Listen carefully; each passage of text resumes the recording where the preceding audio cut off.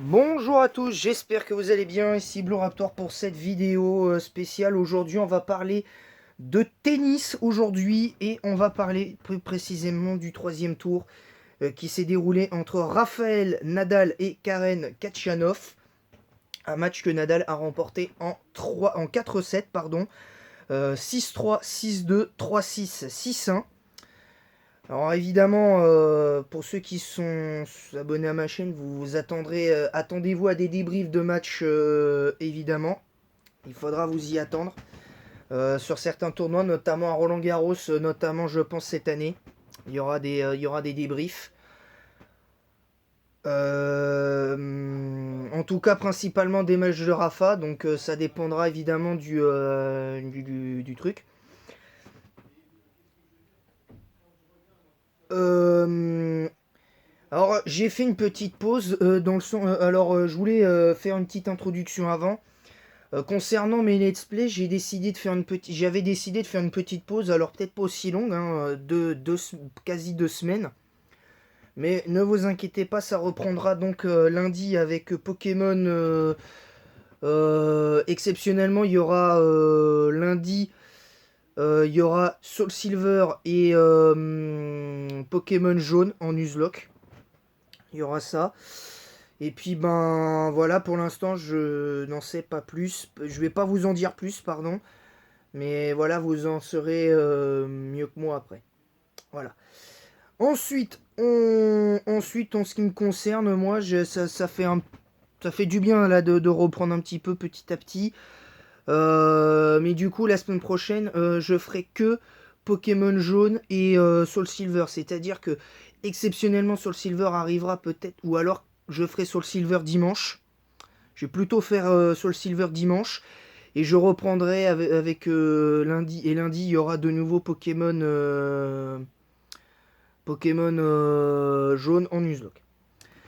C'est parti. On va donc débriefer ensemble ce match. Troisième tour à la Rod Laver Arena de Melbourne pour l'Open d'Australie, comptant pour le troisième tour.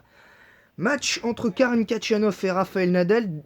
Victoire de Nadal 6-3, 6-2, 3-6, 6-1. Alors on va analyser les statistiques évidemment pour comprendre un petit peu comment s'est déroulé le match.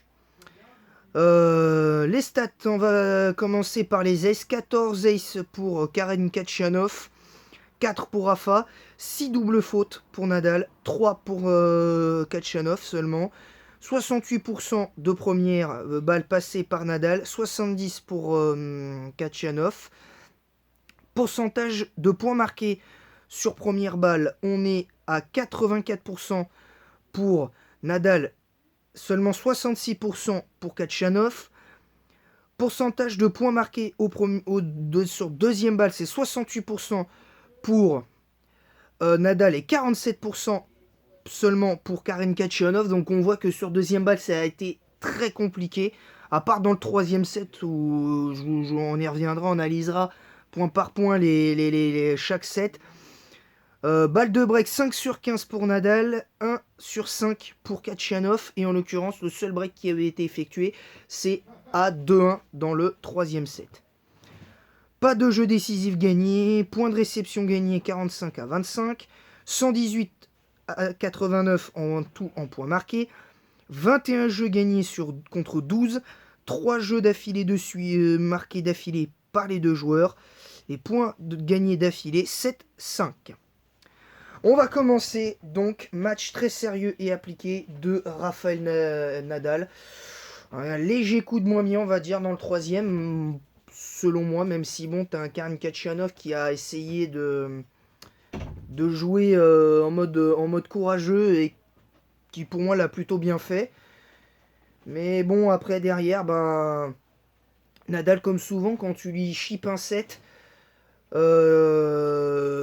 si tu laisses Nadal te dominer, ben, tu touches pas une bille. Donc en l'occurrence, là c'est le cas. Là, Khachanov pour moi n'a pas touché une bille, n'a clairement pas existé dans ce match. Même si il y a eu un moment de moins bien chez Rafa dans le troisième set,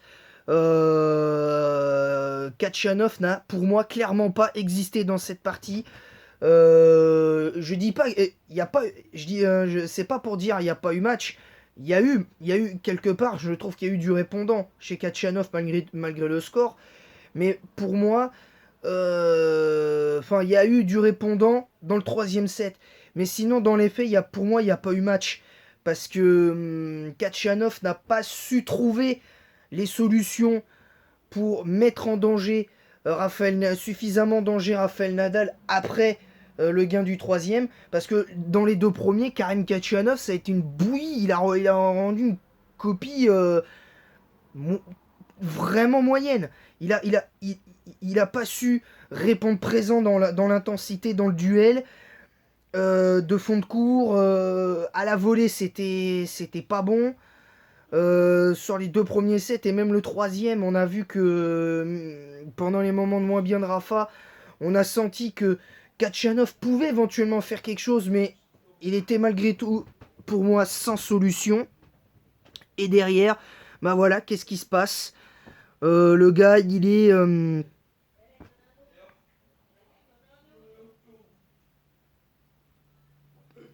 pour moi, il a manqué de clairvoyance. En plus, j'ai trouvé qu'il s'est vite agacé.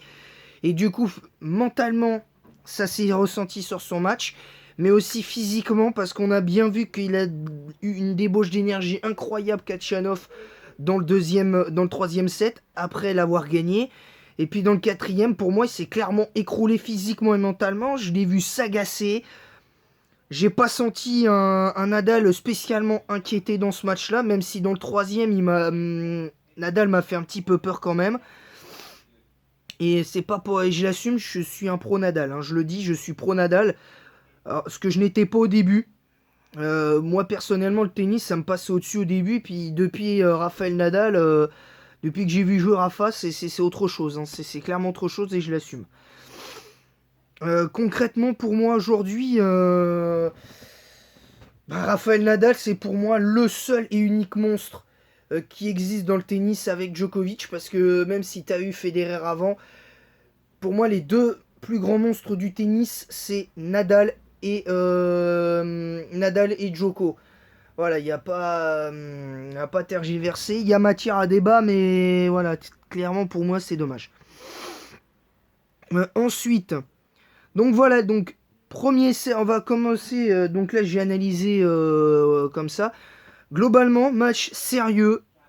Coup de moins bien de Nadal dans le troisième, mais face à un Kachanov sans solution. Et j'irais même jusqu'à dire sans envie de se battre réellement pour gagner. Même si c'est un petit peu encouragé dans le troisième, j'ai trouvé un Kachanov sans solution, sans envie, sans pas grand chose. Après, chacun est libre d'avoir son opinion, encore une fois. Mais moi, j'ai vu le match comme ça. Nadal a clairement dominé ce match. Pour moi, il a clairement dominé.